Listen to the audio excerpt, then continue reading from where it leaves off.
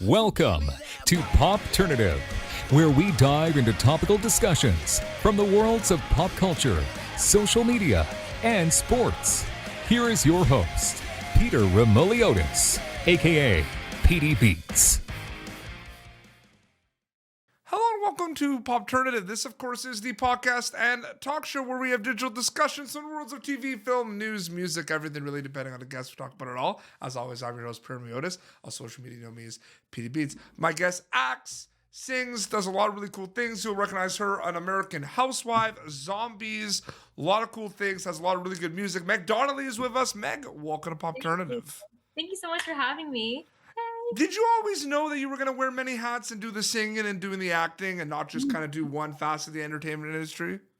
I mean, I guess so, because when I was growing up, I was a huge theater kid, and theater is kind of dancing and acting all in one. So I guess so, but I never saw myself doing like TV acting and then like singing, like, you know, being like an artist. I did not see that. I thought I was just going to be, my dream was to be on Broadway when I was younger. So definitely didn't see this coming, no. But that's interesting because, you know, Broadway theater, that's where you basically learn your craft. Like a lot of people who are on TV shows and in movies, like they started in the theater, right? Yeah, no, it's so true. Which is really awesome there. I mean, you have a lot of really cool projects right now. I mean, American Housewife. I mean, like it's just, you know, a family sitcom that just has its funny moments. I mean, is there more? There's not much more we could say than that, right? No, it's so true. And like in real life, like we're such a huge family and we're so close and everyone is just so amazing. So I feel like it definitely, you could see that on screen. It's interesting because it's two things that we could talk about. I mean, you know, you also sing, you're a musician as well. I feel like music videos are never going anywhere, and I feel like sitcoms are never going anywhere. And you're kind of involved with both of those. Yeah. That is true, right? Like the importance of those kind of medias in the industry are huge. Like a sitcom is so essential, I find. Yeah, no, for sure. I mean, you love to just sit on your couch and laugh. Like, what's better than that? Totally. Absolutely. When did you decide though, like after the theater, when did the music kind of start for you? Because you said you've wanted to do Broadway all life, but when did the music, doing music videos, doing your own songs, when did that kind of start for you, Meg? Yeah, you know what's so interesting is when I was younger, I was always like writing my own stuff and you know, kind of writing down lyrics and stuff like that. But I didn't know how easy it was to just go in a studio and record. It's actually a lot easier than you think. Of course, finding the music and the lyrics is definitely the hard part, and to make sure that it's like a good song. But like, I didn't know you could just go into a studio and then just like record. I thought it was so much more complicated than that. So when one of the producers on Zombies actually was like, "Hey, you should come to the studio." So I was like 16 at this point, and I went to the studio and I was like, "Wow, like I didn't know I could actually do this," you know? So that's kind of when it started, when I was like 16, so like a while after. When did you all wrap Zombies 2?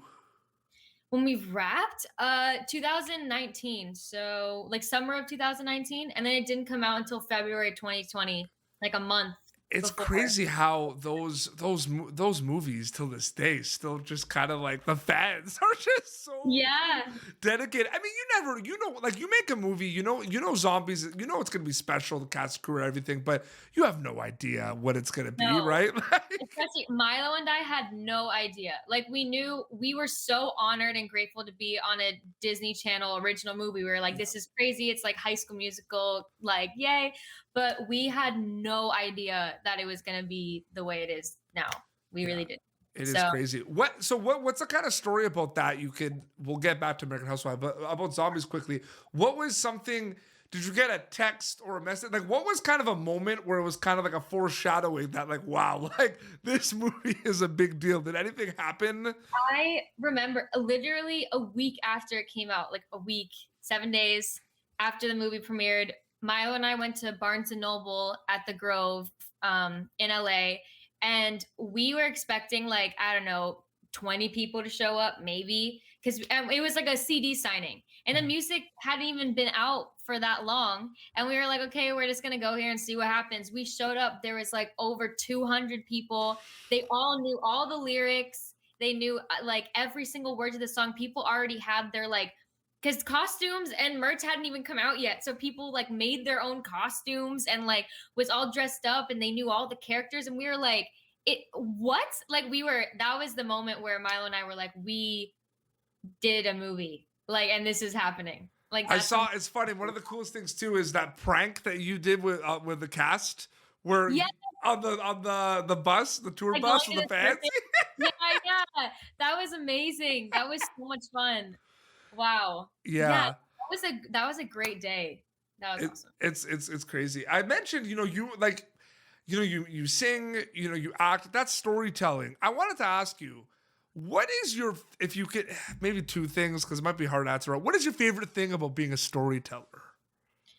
Man, um, it's really, I mean, it's so different for like acting. Like for acting, it's like bringing, I mean, since American Housewife, like just Mhm. being able to make people laugh Yeah. is like so amazing. And like people will always like tweet being like, I had like the worst week. And then I turned on the TV and I just laughed for half an hour and forgot everything. Like that just means the world. And it's kind of the same thing with music, like Hmm. just being able to transport into another world and kind of just like lose yourself or even just relating to what's happening on TV, like, yo, I'm not alone, like this is what's happening. And then with zombies, like the message is just so powerful, so the fact that we're able to tell a story that is just so impactful for the younger generation is just really, really an honor. So I think it's more, yeah, just transporting people into another world is just incredible. A That's lot like, of people, a lot of people are like singer songwriters, and they do that. I mean, are you an avid songwriter? yeah, I love Yeah. writing lyrics. I feel like I am more so a lyric person than like making up melodies, Yeah. kind of thing. So I usually do the lyrics first and then all that. Yeah. So I need to ask you this because I always what I love answering. I love asking questions that you always get a different kind of like a different response, like an Yeah. answer. That's cool, right? Yeah. When do you know you have a special song? Is it like after you play it back in the studio? Is it like after it's out? You know what I mean? Like, is it when you're writing Yeah. it? Like, when do you know? Yeah. It's so interesting because sometimes like your special song like doesn't translate like to others or like it's like what is like an actual hit? Like Yeah. what makes it? That's like I feel like that's such a big question like in the music industry, but I feel like when you play back a song and you really like feel the lyrics and feel the music like and you just feel something in your gut, like that's when when you get that feeling of like ooh, like this Yeah. yeah, it's like um I mean, at least for me, yeah, I don't know. Absolutely. Um, Talk a little bit also getting back to American Housewife, the growth of your character on that show, because the show has been on for a good amount of time and there's been a Yeah. lot of growth, right? Talk a Mhm. little bit about that and what's that like kind of playing that character. It's been amazing. I mean, she was a jock in the first season, which is kind of uh not easy for me because I am terrible at sports and she was playing like three sports. So I was like, this is and like the basketball scenes were just terrible. No hand-eye coordination whatsoever. But anyways, and then she started going into music and like musical theater, which was so much like me, which is so interesting. And then now she's in college, which it's really funny that I get to portray someone who is just, you know, a kid who's just trying to figure out what she wants to do and going to college because that's like most of my friends back home and like it's Yeah. really cool to be able to relate to them in that way even though I'm just playing a character on TV. But yeah, it's really fun and she's just grown so much and I feel like has learned so much about herself and it's been amazing playing her. I feel like I've learned so much about myself while I've been playing her as well because I mean, I started when I had just turned 16 and now I'm going to be 21, so it's kind of crazy. And a lot of the dialogues like between the whole family members in the show, like the banter. Like I'm a big fan of like I love banter, and that's Me why I too. think I'm a big fan of like. So I'm a huge horror movie fan, and the reason why I love the new. Are you a big horror movie fan? I get really scared. I Yeah, don't so know. okay. Well, no, but the thing is, there's different ways to scare people these days. And you don't need the jump scares, just banter between two people. And it's like, whoa, like, why did that person say that? You know what I mean? No, it's so true. And on your show, there's a lot of heartfelt, important, and sometimes it doesn't even seem like there's some powerful dialogue in that show. There is. And a lot of times when we're table reading, like when we're reading the episode out loud, sometimes I'm like, are there security cameras in my house? Because this is really weird. Like it seems so real. And it's like some of the dialogue is so relatable, or it's like literally stuff that I just said to my mom like a day before. And I was like, wow, like this is so spot on. It's really fun. Absolutely. So getting back to the music a little bit too. I mean, one thing I have missed tremendously because of the pandemic and I wasn't able to do it is I'm a big fan of karaoke. Like Oh wow, yeah. karaoke is a big thing, right? I So love I'm it. sure you've dabbled in the karaoke. Yeah, I love karaoke. It's great. So do you know what your go-to karaoke songs are? Because Growing I like was going over the list. Like what was your kind of your go-to ones that you always had to put on? It was always Rolling in the Deep Ooh. by Adele. I always sang that no matter what. And that was like really all I sang. I can't That's think one that comes up a lot actually. It right? does. What about Yeah. you? What's your go-to? Since You've Been Gone by Kelly Clarkson. Oh, classic. And then I get I go and then yeah, and then I get the like so pop punk and rock is like my favorite genre, right? So like Oh, Blink 182 is just like yeah. Nate's Adam song. Yeah. For Yeah. me it's like all the small things or What's My Age Again. Yeah, small things. Yeah. Yeah. So good. And then classic like Living on a Prayer by Bon Jovi, Toto, Africa. Great. Like those are Oh, easy. it's so good. It's funny how you put some of those songs. Like 2 years ago, I was at my friend's wedding, and like "Living on a Prayer," everyone knew the lyrics. There was like 8-year-olds, It's 6-year-olds. Especially like, have you seen that concert video of the audience singing Bohemian Rhapsody? During the Green Day. Okay? Yes. Yeah, like that's just like the impact. It's crazy. It's crazy. Yeah, but that is like it's funny because you can make an argument that's like the greatest song written of all time. Yeah. Like, The opera. What was it? Opera. What did he call it? Freddie Mercury? Pop no. opera or like opera rock or yeah. Rock, something like that. Yeah. Rock. Yeah, I feel like that's never been mainstream before. Like, but it's like think about how many songs. Like think about all the arguments though about like, oh, is he the best singer of all time? Is it the best? Like that might be the best song of all time. Arguably, yeah, it's definitely up there. When, like impact wise, like Bohemian Rhapsody. Also another go-to karaoke song is "Born to Run" by Bruce Springsteen. Of course. Go-to. That's good. We tried once because I'm also I listen to all kinds of music, and I listen to a lot of metal. And my friends on my birthday made me do a Slipknot song. It's not a good time. No way. I love Slipknot, but it's tough. It's tough to do karaoke. You can't. Yeah. It's like screaming. Like you can't do it. Yeah, your throat's gonna hurt. What Slipknot song? It was Wait and Bleed. Oh my god. So it has a little bit. It's a lot of singing too. Yeah, no, it's great. But it's crazy. No, yeah, but it's funny because we always joke around to see if any like straight up like screamo metal songs are on karaoke's, and some they're actually there, and it's like what? Really? Yeah. No way. Like there's some Bring Me the Horizon songs on. No way. Did you? I feel like with your reactions of all this, you had your like harder rock, heavy metal phase, Meg. Sure. Yeah, like a lot of my friends are into like metal and stuff like that. Like, like Cannibal Corpse. Of course. Mm-hmm. Oh yeah, I listen to a lot. I listen to everything, and it's funny because what do you think about that genre bending? Like, there's a lot of different. Like genres are kind of thrown out the window now. I find like it's just music. Yeah, which is amazing. It's like there's so many different hybrids, especially now. Like rap is now pop.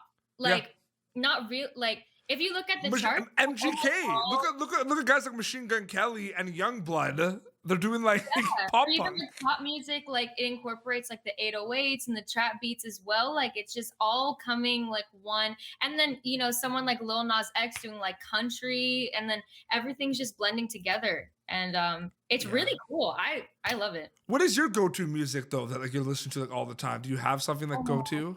Man, I listen to everything. Yeah. I either listen to old like soul and funk like from like the 70s. Yeah. Like the Gap Band, like Outstanding, or a 90s R&B is like my favorite. Oh, yeah. For sure. Like early 2000s. And then also like early rap, and then also I listen to 90s alternative. That's like like Blink 182. Yeah. Like that whole, like Tool. Eve, like, do you remember Eve 6? They were like, yes, Eve 6. Like all of those, like, when I was 14, I went through a phase where I was just like, I wore flannel. Tool, yeah. Yeah, I love Tool. That's awesome. Yeah. Oh, it's great. I've always wanted to see them in concert. I hear they're amazing. But yeah, I good. had like black nails and the flannel, and I was like nothing. Like the world is just. Did you see the interview that Margot Robbie did on Jimmy Fallon where she went to the Slipknot concert? No It's way, the no. funniest thing. Yeah, it was a while ago. She was she went to a Slipknot concert and she was on Neighbours, which was a big Australian Yeah. soap opera. And she's like, I've never been recognized more at a Slipknot concert for Neighbours in my life. Like everyone with these big metal T-shirts are like, "It's Bridget's baby dad. Like what's happening on Neighbours?" And she's like, Crazy. yeah, it's crazy. No, it's nuts. But very quickly before we wrap up, I want to know learning experiences for you on Zombies and American Housewife because those are two different kind of projects. So I'm sure there were some learning experiences that you took for other projects as well.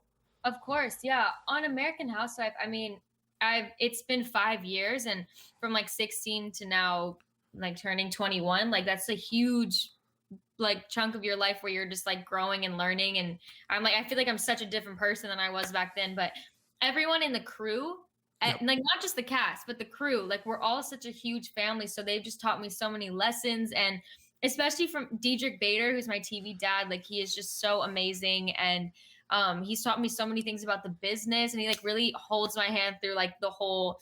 I was terrified, and he is just so nice and so down to earth, and also learning what it's like to have siblings as well, because I'm an only child. So like that was it's so much fun, and just have lifelong friends. And then on Zombies, going to a different country that I've never been. So we filmed in Toronto, Yep. like Canada. That's where I'm from. Yep. Oh, nice. Yeah. Not knowing like my surroundings, and then having to live with like these people that I didn't know, and then getting so close, and like it was almost like summer camp. Like it is just so much fun. And also I really like dug down deep and really like pushed myself to the limit. Corporate Blue, push it. Anyway, but I like really push myself, and having dancers are like just the best people who like they encourage you so much, and you could be doing the worst dancing of your life, but they'll still hype you up and make you feel like $1 million.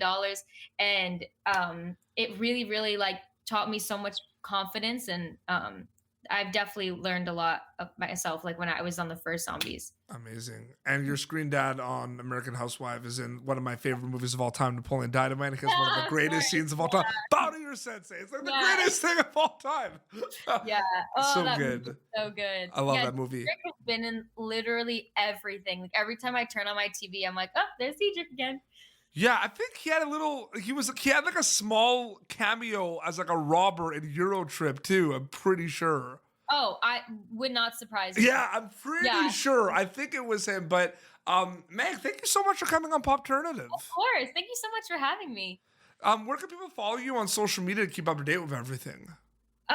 So my Instagram is Meg Donnelly, and then my Twitter is I'm Meg Donnelly, just in case you forgot. And yeah that's it. And American Housewife on ABC. Yeah. Which is awesome. Perfect. Well, this has been Popternative. YouTube.com/Popternative for previous episodes. Until next time, this is Meg Donnelly and PD Beats signing off. Thank you for tuning in to Popternative. Make sure to check out our past episodes of Popternative on YouTube. Be sure to like Popternative on Facebook and follow us on Twitter. This has been an Autograph Communications production.